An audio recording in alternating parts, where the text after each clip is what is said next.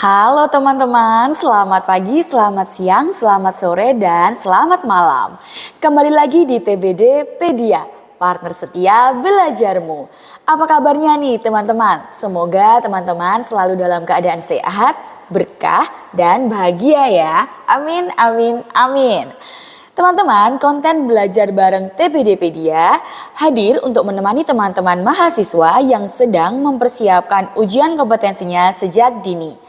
Dan tentu saja untuk membersamai teman-teman teknisi pelayanan darah yang akan tes bidang buat ujian CPNS maupun P3K.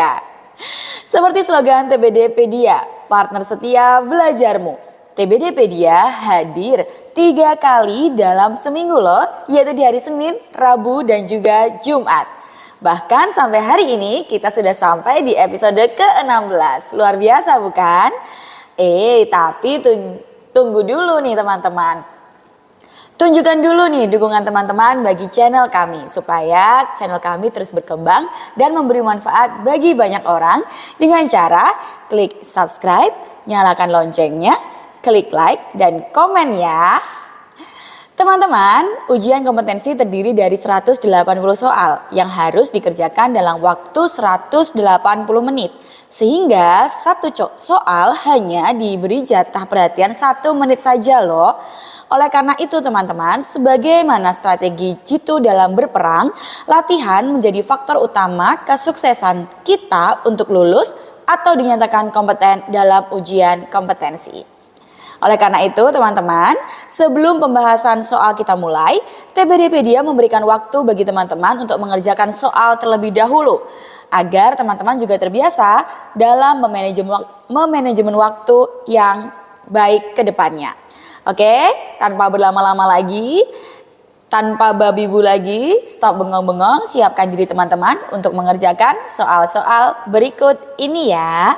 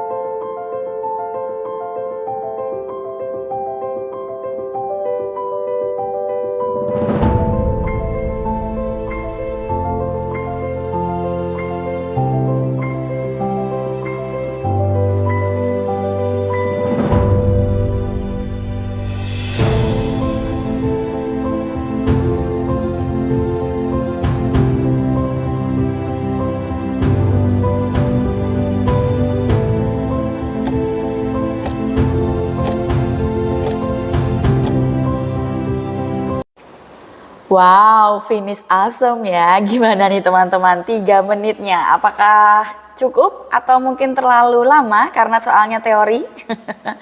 Luar biasa ya teman-teman. Oke, kita langsung ke pembahasan soal yang pertama ya teman-teman ya. Di sini ada seorang TPD melakukan pemeriksaan kontaminasi bakteri pada produk darah TC dengan metode back alert. Selanjutnya, TPD melakukan preparasi sampel dengan mengambil 10 ml masing-masing sampel untuk diinokulasikan ke dalam botol back alert. Dari sampel yang diperiksa, ditemukan perubahan warna pada botol kultur tersebut. Nah, apa tindakan tepat yang harus dilakukan TPD tersebut? Oke, kita akan kunci dulu jawaban-jawaban ini ya. Yang pertama, A. Melakukan uji ulang dengan metode yang sama. Yang B. Konfirmasi kantong produk darah. Yang C. Tidak meloloskan produk darah karena ada perubahan warna pada botol. D. Meloloskan produk darah yang diperiksa. E. Tidak meloloskan produk darah karena volume sampel yang diperiksa kurang. Oke teman-teman, ini recall kembali ya terkait dengan metode back alert. Jadi metode back alert ini adalah instrumen yang dipakai untuk pemeriksaan kontaminasi bakteri. Ini ya. Biasanya produk darah yang diperiksa adalah TC, meskipun juga PRC juga sering juga dilakukan untuk pemeriksaan kontaminasi bakteri. Nah, kemudian dari sampel yang diperiksa ditemukan perubahan warna pada botol kultur gitu ya.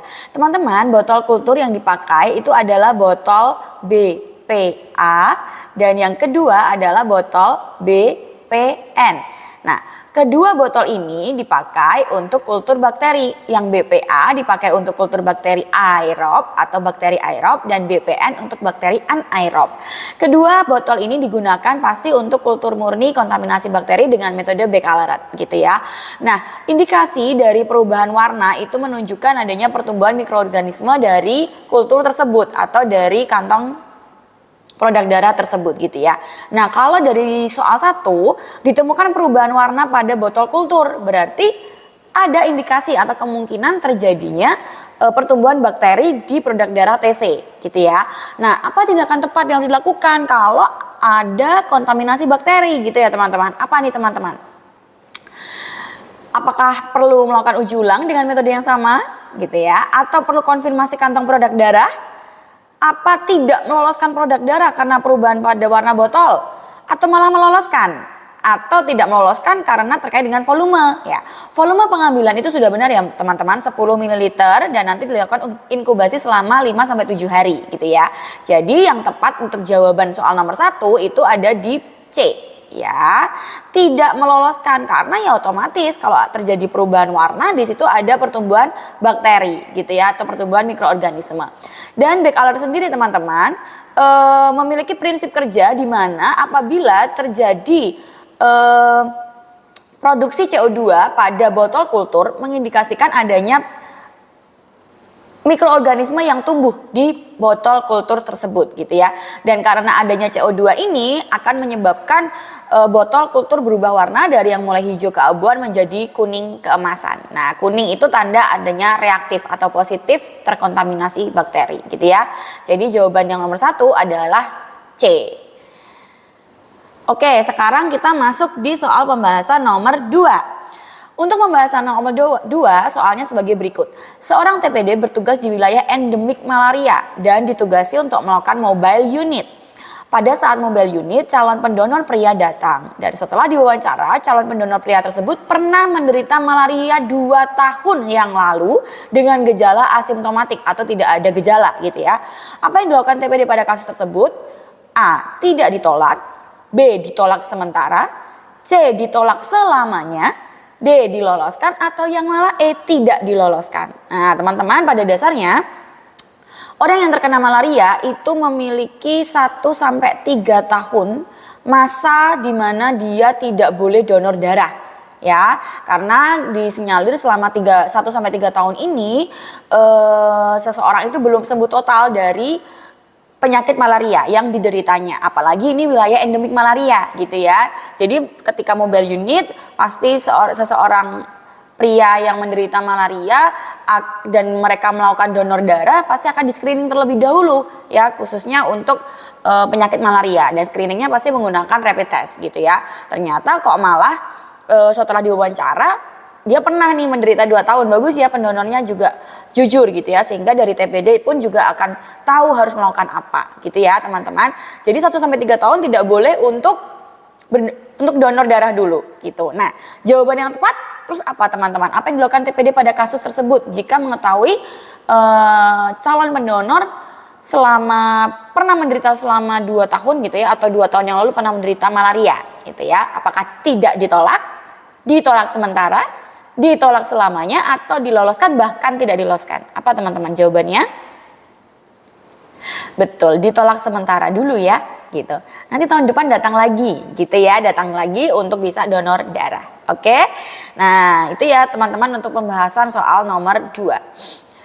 Oke, sekarang kita masuk ke soal terakhir, yaitu pembahasan soal nomor 3.